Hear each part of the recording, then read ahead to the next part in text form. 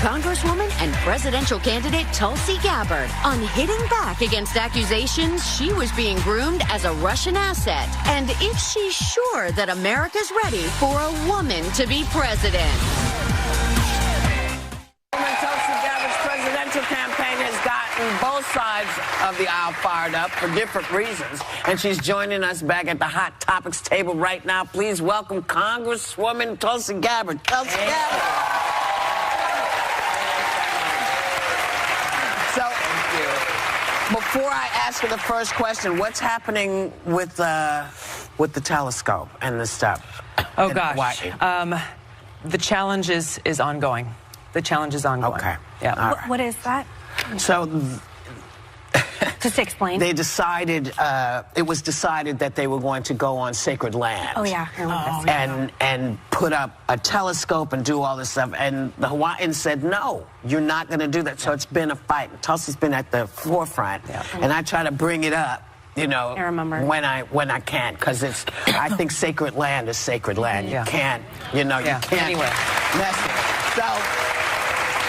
So I have to ask you this instead. So we were just talking about EU Ambassador Sondland changing his testimony yesterday, that he had to be refreshed about quid pro quo, and you've been skeptical more than a lot of the Democrats about the impeachment inquiry. Were you surprised by what he did yesterday?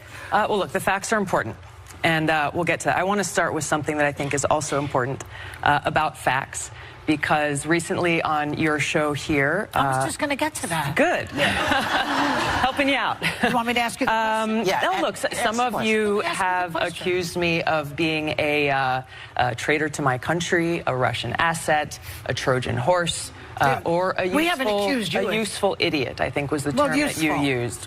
Which basically means that I'm naive or lack intelligence to know what's going on. They use that. I want to let your viewers know exactly who I am. All right. Set the record straight. I am a patriot. I love our country. I am a strong and intelligent woman of color, and I have dedicated almost my entire adult life to protecting the safety, security, and the freedom of all Americans in this country. It was the attacks on 9/11.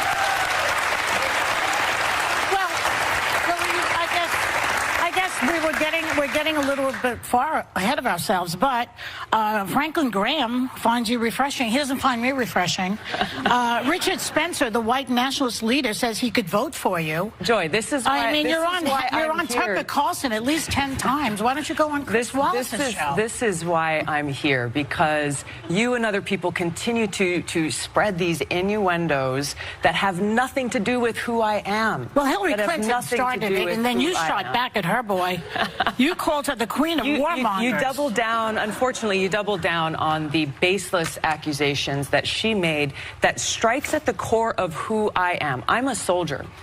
Because of the attacks on 9/11, I enlisted in the military to go after and defeat and destroy the evil that visited us on that day. I've served now for over 16 years, deployed twice to the Middle East during the height of the war, where every single day I saw firsthand the terribly high human cost. That's why I ran for Congress. We actually have the clip of Hillary Clinton, just to put this in context of what we're talking about. Let's take a look at that.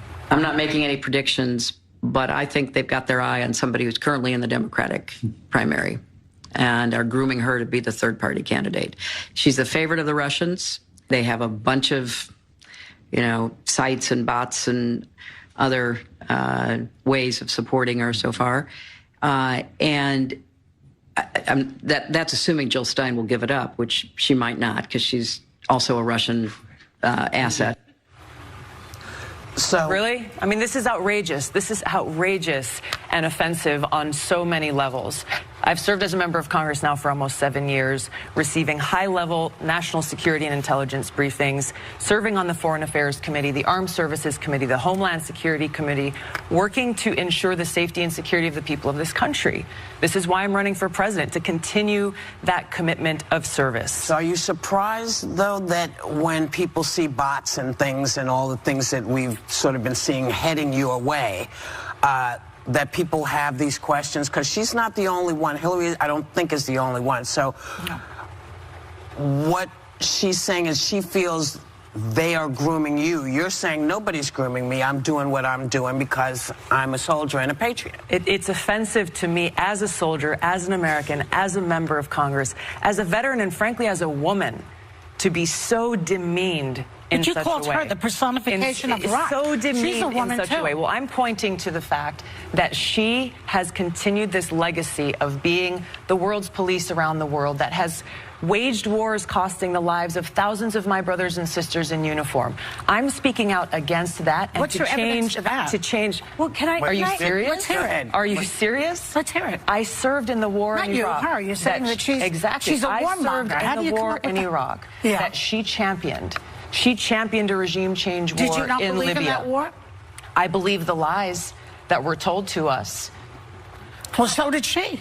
Look, it is indisputable. It is indisputable to say anything other than the fact that Hillary. Let me just close this out. That Hillary Clinton, throughout her career, has led with a foreign policy of interventionism and being the world's police, going and toppling dictators in other countries that has caused such destruction and loss of life. I'm against that. I'm running for president to change that. Rather than actually debate me on the issues, she and others are resorting to these smear tactic campaigns, seeking to undermine me, smear my character, and sending a message to anyone who dissents: toe the line, or you too will be smeared. One thing you have not been afraid to do,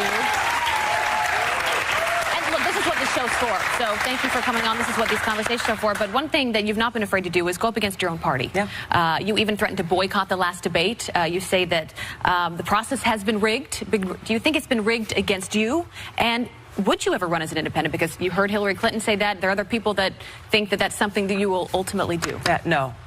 Very clearly, and I've said no every time for months that I've been asked that question. If the party's rigged against you? Because I'm running to build a new Democratic Party, to take our party out of the hands of the corporate special interests, the greed and the warmongers, and actually make it so that our Democratic Party is a party that is of, by, and for the people, fighting for peace. Our party used to be the peace party. What happened to that? Actually be the party for the people, protecting our planet and fighting for peace. Yeah, well, I think my biggest problem among many with Hillary's comments were if that were something people in Congress actually believed, there should be an investigation. Exactly. And they're not doing that, and I think you can't just throw things like that, which is trafficking in McCarthyism all the way. The term Russian asset goes back to the McCarthy era, and we can't be doing that to people who are veterans across the board. Or to anyone. Yes, to anyone, but specifically the only female combat veteran running for office. You evoke really strong reactions from people. I know what that's like, from the left and the right. And you seem to be a threat to both sides. Why do you think you trigger so many people in so many different ways? Because I don't completely understand it, but I myself am a trigger, so maybe that's why I don't get it. Because I'm speaking truth to power, and those in power know they can't control me. So they view me and the truth that I'm speaking as a threat to that power base. Whether you're talking about the military-industrial complex or the political elite who are in power in both political parties in Washington, those who would rather do all they can to maintain their own selfish special interests, to include self-serving politicians, rather than actually being a champion for, being a voice for, and speaking up for the people in this country who are struggling and who are facing many great challenges and who I'm seeking to serve. All right. We're going to break. All right. We'll be back with more with Congresswoman Tulsi Gabbard when we come back. Donald Trump Jr. and Kimberly Guilfoyle voice their views. You heard right. Donald Trump Jr. and Kimberly Guilfoyle face the Women of the View, the most important political TV show in America. Tomorrow.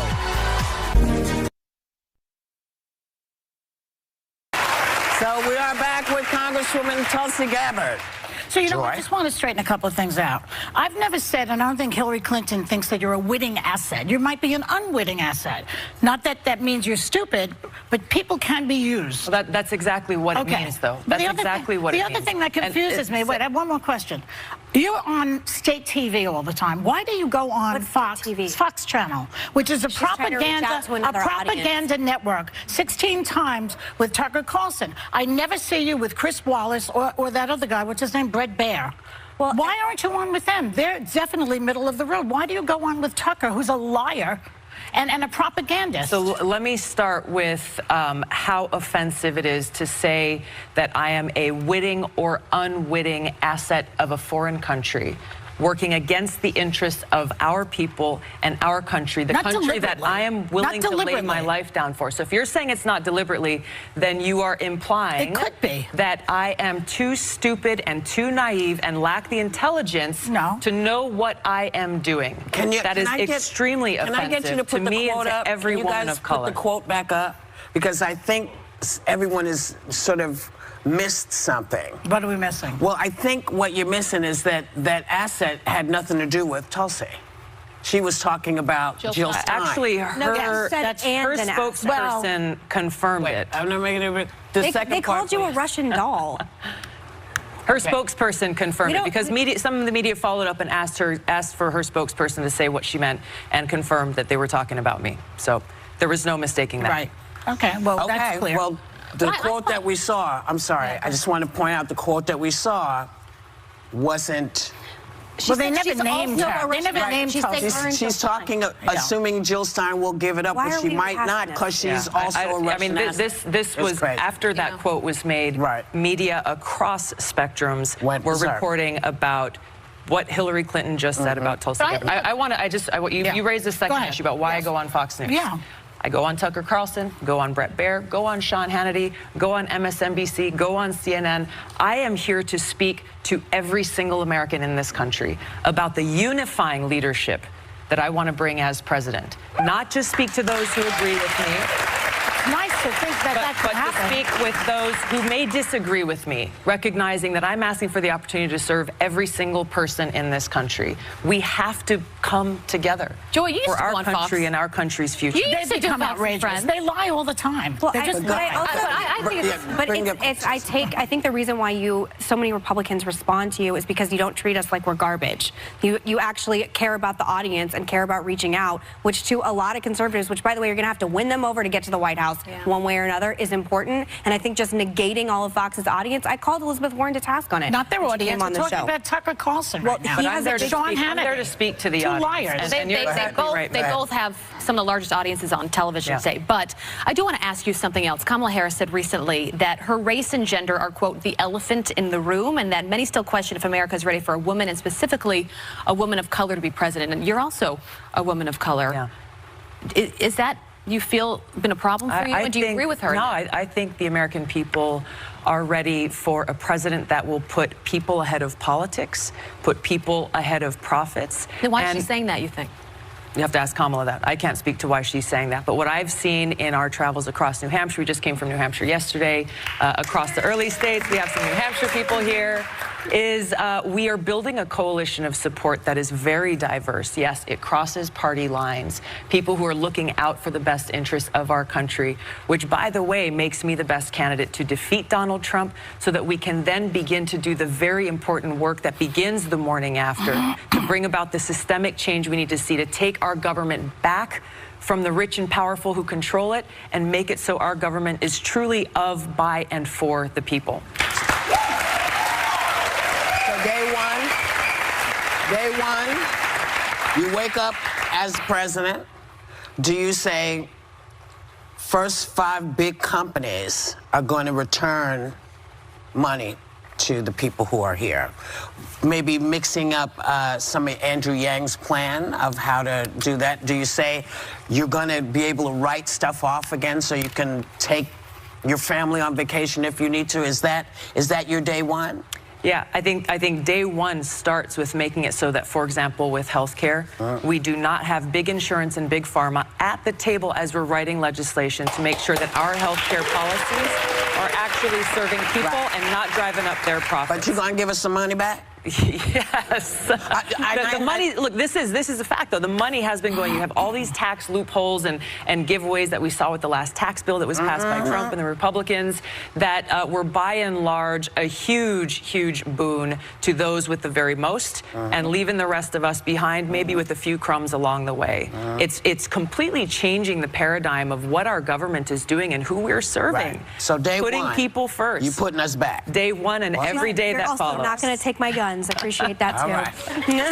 I would. I'll take Well, maybe not all of them. Thanks to Congresswoman Tulsi Gabbard. We'll be right back.